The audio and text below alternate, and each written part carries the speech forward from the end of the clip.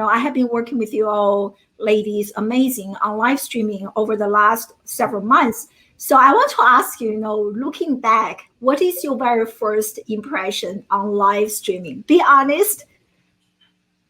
I think it requires a lot of confidence and I guess just, that public speaking skill that you have, Dr. I. So I thought it was kind of difficult to do, and I thought it wasn't really for me because I definitely lacked that confidence in front of the camera. So yeah, I thought it was something that was difficult. I definitely agree with Angela.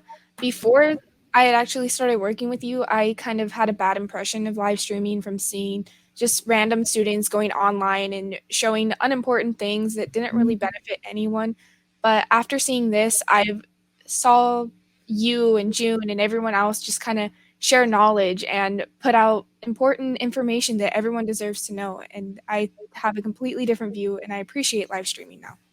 Oh, that is so interesting, and thanks for sharing. Because as I have been saying this for so many years, social media is not the root of all evil. Social media itself is not going to make a person or break a person, but what matters is really how one is using social media.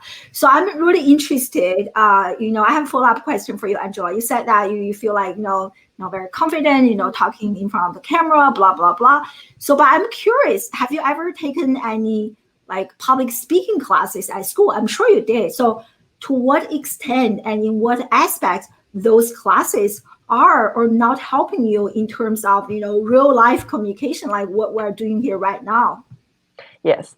So actually, I didn't take any public speaking classes because there isn't any offered. But I think through, presentations or, just presenting from the class, that's where I kind of started to speak in front of everybody. But no one really gave me critiques on how to get better or how to actually do it. So I think live streaming was a great start for me to start building my confidence in terms of public speaking. So I guess school didn't really do that for me.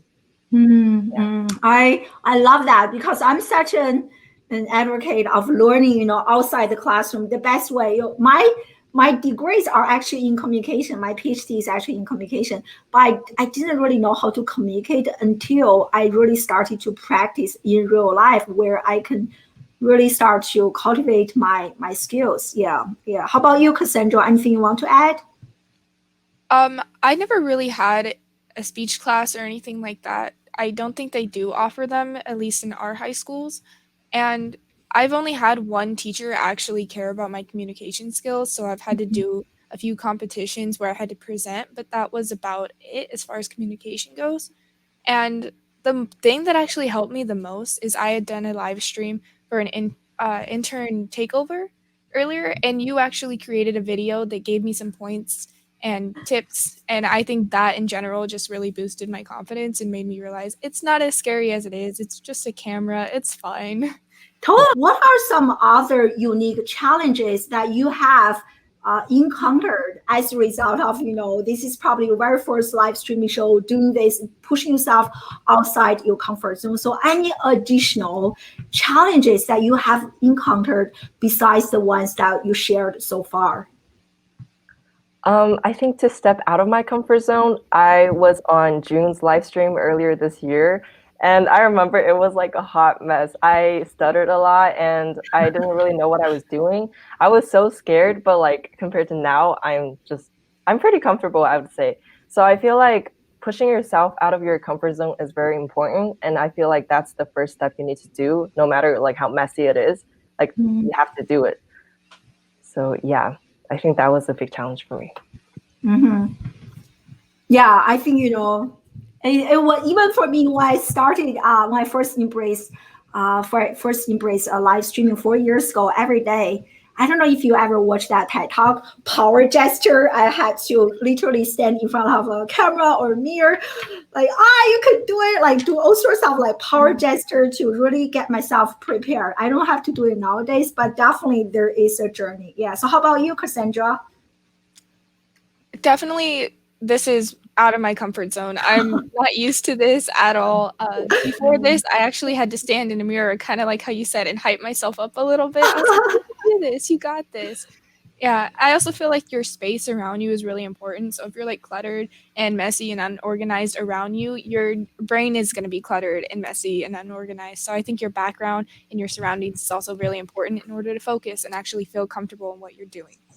Just thinking about your own personal professional career, do you think live streaming is something that you will actually incorporate into your own professional development, like launch a show, like what I'm doing right now, and interview some of the people in your dream career industry, right? You mentioned the gaming or coding, whatever you are interested in. Have you ever thought about launching your own show and interviewing some of those people in the industry to continue to push yourself outside your comfort zone and doing some really meaningful network that you can actually rely on once you graduate? So Yes. share, yeah, something. Yes, definitely. If not live streaming, then something similar to that, maybe a YouTube channel, but definitely I wanted to do something like that. So definitely in the Aw. industry of computer science, because social media presence is very important these days. If you're not active on social media, basically no one knows you. So I think building that presence is very important, and that's how people know you. Like when they go on Google, they search up Angela Dang, they know, oh, you have a show, oh, you have a YouTube channel. So I think that would be pretty impressive. So yes, definitely. I'm so happy to hear that. Oh, As if I paid you to say that. Sandra. huh? Sorry. Yeah. Oh, I Mine. think we lost you for a second. Oh, I thought that you guys. I thought you were lost. My bad. Sorry, my internet. No worries. See, that's one thing I love about live streaming because you just never know when you are going to lose Wi-Fi. Maybe in the next minute, knock wood. Hopefully, it won't happen. But maybe I will disappear. So if I disappear, you two keep talking. Okay. So Got what it. were you saying, Cassandra? Oh, in my future, I want to go into more of the environmental side of things, and I hadn't really considered live streaming, but the more I think about it, it's actually a really good idea because there's not a lot of people speaking out about the problems in the environment and stuff like that. Like you can find a lot of information online by doing your own research, but if I were to take initiative and use live streaming to my advantage and actually start speaking out, and if I could get a following or something like that, I think it would be really beneficial to not only myself but everyone around us.